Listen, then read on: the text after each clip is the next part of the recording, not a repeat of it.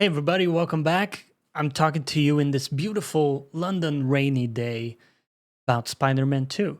This might be a game where you thought, listen, I'm gonna wait a little while. There are a lot of other great games out there right now, and you might be thinking, is it worth jumping in if I already played the first one? Is it adding something that the prior didn't do? Is it different enough to warrant, the 20 hours or whatever amount of time you're going to spend on it? So I want to kind of take you through my full review of the game after beating it. And the through line of this will be, does it add something special on top of what the first game was doing, or is it more of the same? So let's kick things off with the gameplay. And my thoughts here are overwhelmingly positive. However, I have to say the side content of the game continues to be an issue. I wasn't in love with many of the side activities or content. I would say the mini games are like 10% better, like a tiny percent better. I liked some of the improvements there, and certainly it's better than a lot of the stuff you had to do in the first one, but it's still not that interesting. And at the end of the day, when you do one or two of those, you're kind of good, right? You're not really going out of your way to do any of these side activities. The same goes for the side quest lines. There are a couple of memorable side quests that I can cite here, or that I would, but I don't want to spoil it. There is one sort of large quest line that's pretty cool. It's a bit more fleshed out. It involves a known character, and there's significantly more going on. But outside of that, they just weren't that interesting. And for me, the gameplay of looking at the map and just, check marking everything, going everywhere, and just doing all the activities over and over in a sort of completionist fashion doesn't tickle my fancy. I don't like doing that. The only reason I do it sometimes is to unlock suits. So I might look and I need particular things for a suit or an upgrade, and then I'll go out and do some activities. That is really the driving factor behind me doing side content in this game. I really can't say too much positive about the side stuff. I think it is a general weakness of these guys. In all their games, the side stuff is not the best. That's what I would say. But that's where the negative ends, really. Or, well, kind of. Because they've made the Mary Jane segments a little better. Again, like 10% better, right? But in the same way as the first game, it feels like we could do without Mary Jane altogether in the story. Like, I have no interest in playing as Mary Jane. I don't know if maybe this is a hot take. I don't want to play as Mary Jane in a Spider-Man game. I don't care if you give her a gun, if you make her more powerful, or even OP, like in this game. It's, for me, not interesting. So I guess that is the last negative that I'll say. But all the other stuff is amazing, right? The combat is fantastic. It's the most cinematic combat system in any game, even above the first Spider-Man or Miles, right? It adds a ton of new attacks, moves. The suits look incredible. Everything is just primed and finessed to the max. So that's amazing. But I would say it actually falls under the definition of more of the same with some cool additions. But I don't know if those additions would be enough to fully sway someone into playing this game if they felt they already got enough with some of the prior Spider-Man games. So that's a tough one. It's kind of a tough sell to say it's doing something completely new. It isn't. But if you love the first one, there's plenty new here that will keep you excited and keep coming back for it, right? Especially if you're a sucker for suits like I am.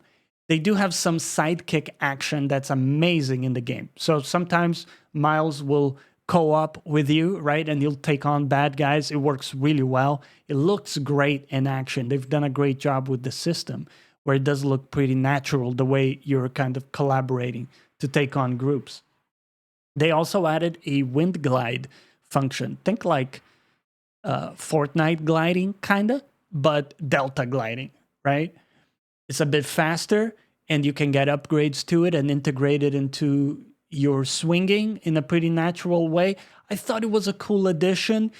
It does take you a little bit away from being a Spider-Man because you're just gliding a lot. And the map is much bigger, so it's actually designed around you gliding for some of the longer movements you have to make on the map.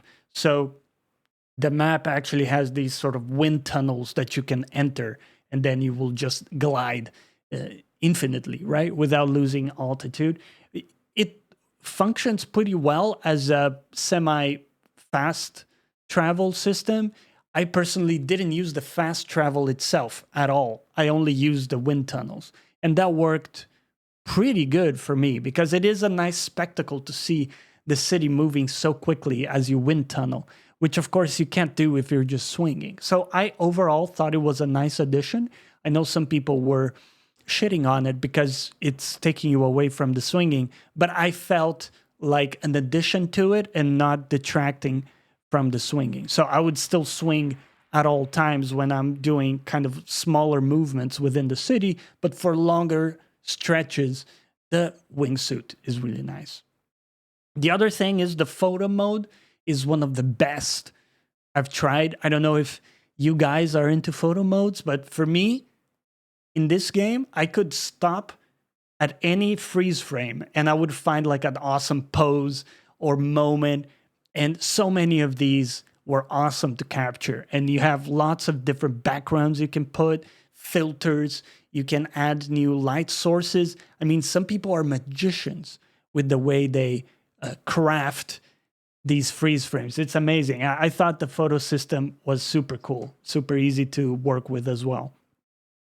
And the last thing there is that the story is actually much more interesting than the first game for me personally. Now, I liked Doc Ock from the first game, and I thought his arc was a really well done one.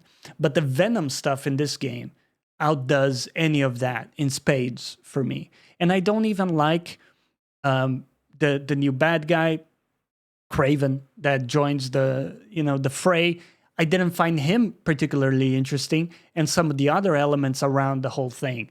But the Venom stuff was awesome. I'm a sucker for it. I've always loved it since the animated show, and to see that fleshed out and expanded upon was amazing. Let's touch a bit on presentation now. The suits, right? I mean, that's everything. If you love the suits like I do, you're going to have a lot of enjoyment in this game. There's so much diversity. Each suit has different styles most of the time, too, that you can unlock. There's so much there. I find myself switching for every mission and just kitting myself out in a different way every time I set out. So for me, that's really enjoyable. I like the designs. I think they did a great job with those. And the city is beautiful, right? From the first game, it was already an amazing open world to be in, but this time it's massive. It's a massive city to explore, to play in, and you have a lot more variety of areas as well within it. I really liked playing in it. And I would say the gadgets and gizmos are also pretty satisfying. They've done a good job with those and how those integrate with skills. I found lots of cool little combos that you can do where maybe you pull in the enemies and you do your AoE attack. Lots of things like that I didn't necessarily find in the first game, maybe through a fault of my own. But regardless, this time around, I thought everything just clicked really nicely. Also, from an aesthetics perspective, right? The way the skills look and everything just kind of came together a bit cleaner for me. I love the performance mode in the game. I played the entire time in performance mode and I wouldn't switch away from it. I thought once I tried the 60 FPS, there's just no going back. For a game like this, being able to swing at 60, that is the most important thing.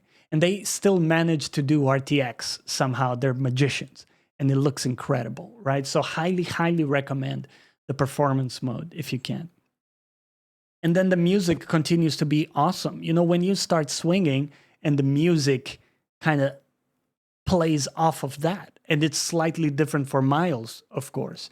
So that continues to be a cool contrast, letting you know the difference when you're playing one or the other character. But it works really well. I thought, you know, nothing really stood out, which is funny. I don't have a track that I remember that I could tell you. Like Lords of the Fallen, there are specific tracks that I still remember, right? For this game, it's more like it all sort of blends, but I thought overall it worked really well. So I was happy with that. And the sound work is really good in the game too. A lot of it is coming from your controller, funny enough. So, you know, a lot of little sounds like swinging, shooting, and things like that are coming from the controller itself. So it can be a bit strange if you're playing with a closed back headset. You know, you might not even hear some of those sounds. I was playing with an open back, so I could hear them, and I thought it was really enjoyable. But sometimes I question that, and you probably can switch all the sounds to your audio system instead of going through the controller, but it's always an interesting decision when we see them do that.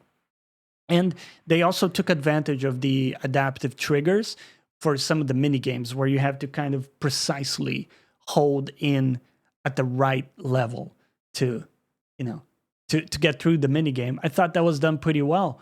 I don't think I've seen people use that in a game in that particular way where you have to, you know, like precisely hold the trigger in the in that location. You know, it was kind of cool. Nothing huge, but overall the vibration stuff with the controller is pretty nice. I didn't find it transformative. Like, if you guys remember, we saw that demo they released with the little astronaut. Some vibration stuff worked so well in that it really conveyed some extra information to you as you played. I didn't feel anything like that here, but I thought it was well executed, and it added it did vibrate a lot. Just be aware, it does vibrate a lot throughout your gameplay. Let's talk briefly about the technical issues that I ran into. I had about 5 crashes in something like 25 hours of gameplay. So not too bad, but again, crashes on console, it's kind of a sin, isn't it? So we would like to see 0 crashes, of course. So that was a little bit annoying. And some side missions required restarting because maybe an audio script broke and it was desynced, or an audio cue wasn't playing at all, and the only way to fix it was restarting the game. So there were some issues like that. A couple times the quest itself was sort of locked and I needed to restart it. Nothing too bad, but just be aware there were some clunky issues with the scripting in some of the side quests. So let's talk about fun factor and bring it all full circle. What's the enjoyment of this game? Well, I had a lot of fun with it. It's a great Spider-Man game. And if you liked the first or Miles, you will enjoy it for sure. And there is plenty new here that shakes the box just enough to keep it interesting throughout the whole campaign. But again, some of the side stuff gets old pretty quickly, and I don't think it adds enough. I think they really need to improve on their side content. But with that said, if we disregard all the side content, just the main campaign is enough enjoyment and enough of a production value for me to justify the full price of this game. I found the story much more enjoyable, and I think there's a lot to love here. So if you're a fan, you're gonna love this. If you weren't a fan of the first Spider-Man game, I really don't see this changing your mind too much. I really do think it builds on those great foundations, and that's about it. I do compare it to God of War. You know, the recent God of War built upon the foundations. And sure, they expanded on a lot of elements. You know, the world was more open and there were different things like that. So you could argue maybe they made some more changes. And Spider-Man 2 is pretty much on the same track as the prior game. It's just more. You have 2 Spider-Man. It's a bigger city. There's more stuff going on. You have more abilities and all of that stuff. So I think as it all comes together, this is easy to justify if you enjoy these types of games. It's quite easy to jump into this, have a blast for 25, 30 hours, and then go on to the next game. Not every game needs to be a 60, 80-hour Andy where you replay it over and over. I don't see myself doing a New Game Plus for this. I think a lot of people will be on the same boat there, but that's okay. I had a great time, and I highly recommend this game if you get a chance to play it. And with that, we'll see you next time. Take care.